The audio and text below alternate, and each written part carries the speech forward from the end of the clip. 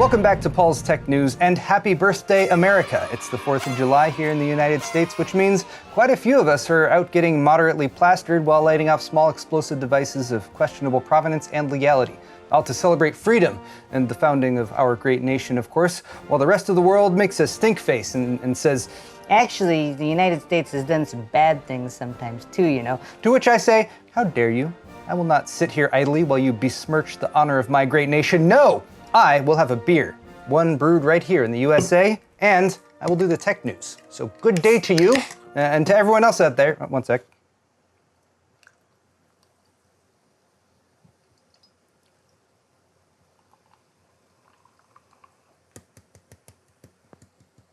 Cheers.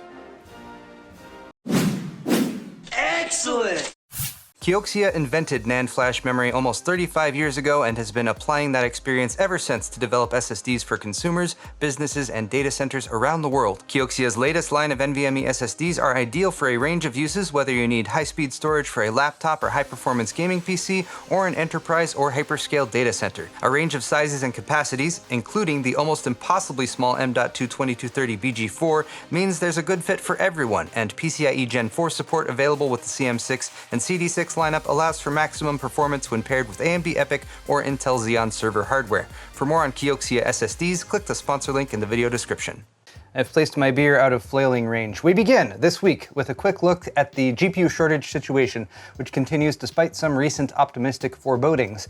The price of Bitcoin remains mired in the mid to low $30,000 range, and cards on the secondary market are still grossly overpriced, albeit down from their peak in early May. But over in China, mining operations appear to be selling off their GPUs in bulk. As reported by HKEPC, a big list of GPUs for sale was posted to Taiwanese bulletin board PTT on Monday, including Radeon 5000 and GeForce 10 series cards, all the way up to RTX 3090s and RX 6900 XTs. They're selling them by the hundred, but prices are reasonable, and not like relatively for 2021 reasonable, but more like 3,120 Hong Kong dollars each for an RTX 3070, which is about $402 US. That's $100 off MSRP for the 3070. Granted, these are used GPUs and used in large-scale mining operations as well, so they're not exactly going to be in pristine condition, and this could have as much to do with the Chinese government's crackdown on crypto mining recently as it does the overall continued profitability of GPU mining. But taken along with all the other news of late, it seems like things are still moving in the right direction for PC gamers. To add to that, Newegg had GPUs in stock at prices near MSRP this week, but it was as part of the Newegg shuffle. And by MSRP, they're talking about a $900 RTX 3080 because it's an EVGA for the Win 3 3080, which EVGA lists for $890. Just $190 over the RTX 3080's actual MSRP of $700. Oh, and if you actually got picked and wanted to buy this RTX 3080, you would also have to buy the $180 power supply that was forcibly comboed with it. For unbundled cards, there was an EVGA XC3 GeForce RTX 3070 available too, for just $650 at the time versus the price it's for sale now. Again, that's similar to the list price of $640 for this card, but that's still a hefty $140 markup for EVGA's cooler here versus the base RTX 3070 price of $500. The situation at retail is still bleak, to be blunt, requiring luck or insanely good timing to pick up a reasonably priced card, but hopefully we all have plenty to distract us from that fact now that summer is in full swing. EVGA posted a not too subtle teaser video Tuesday combining the dark logo text from their existing Intel motherboards with the familiar orange swoop AMD uses to represent their Zen-based Ryzen CPUs. Naturally, this means EVGA will now be making Radeon GPUs. I'm just kidding, that will never happen. But it seems they are developing AM4 motherboards with the X570S passively cooled chipset that will support AMD Ryzen CPUs. Gamers Nexus followed up and got some more details from EVGA and their chief executive overclocker Kingpin, so expect to see two boards from EVGA in Q3 2021. One that will be a full-fledged dark board designed for world record overclocking with just 2 DIMM slots and a 90-degree rotated socket to minimize signal distance between the components. There's also a For the Win version, or FTW, which will be a more more standard layout for the high-end consumer segment. They've been in development for 6 to 12 months, and Vince has already validated the 5900X and 5950X on prototype boards, taking the 5950X to 6 GHz on all cores. There's no pricing listed yet, or images for that matter, but they'll probably look very similar to the existing Intel Z590 Dark and For the Win boards, which is why I've been showing you those as I talk about this stuff. Windows 11 has been causing quite a stir since it first went public a week or two ago, and Microsoft's compatibility testing tool combined with the new requirements for the OS are probably the main reason. Microsoft attempted to address some of the confusion with a blog post Monday, but they might have made things worse, as they would not commit to support for AMD Zen 1 CPUs or Intel 7th gen chips. They say further testing with the now released Windows Insider build will help them figure that stuff all out. Meanwhile, the TPM 2.0 requirement for Windows 11 has caused a big spike in sale prices for those modules, which normally go for $15 to $20 but are now often going for $80 to $100 or more. Motherboard manufacturers have responded with press releases this week reminding existing PC owners that they likely don't need one though, which you might have already known if you watched last week's tech news. MSI and Gigabyte have both confirmed that mainstream AMD boards going back to the 300 series have UEFI TPM 2.0 support that you can just turn on by flipping a BIOS setting, and for Intel, Gigabyte support goes back to the 200 series, while MSI took it a step further to also include the 100 series. AMD TRX 40 and Intel X299 high-end desktop platforms are okay too, with a handful of other chipsets or individual boards listed for good measure. Keep in mind this list is for firmware TPM 2.0 support, and you might still be unable to upgrade if the CPUs you slot into the board isn't supported, like the aforementioned Ryzen 1000 series and Intel 6th and 7th gen processors. GTA 6 is giving Half-Life 3 a run for its money when it comes to highly anticipated video games that apparently will just never launch, and many fans of the series are feeling backstabbed Lance Vance style this week as a rumor surfaced that the next installment won't be out until 2025. The source of the rumor is YouTuber Tom Henderson, who has previously shared accurate leaks about Call of Duty and Battlefield 2042, and claims this info just sort of fell into his lap.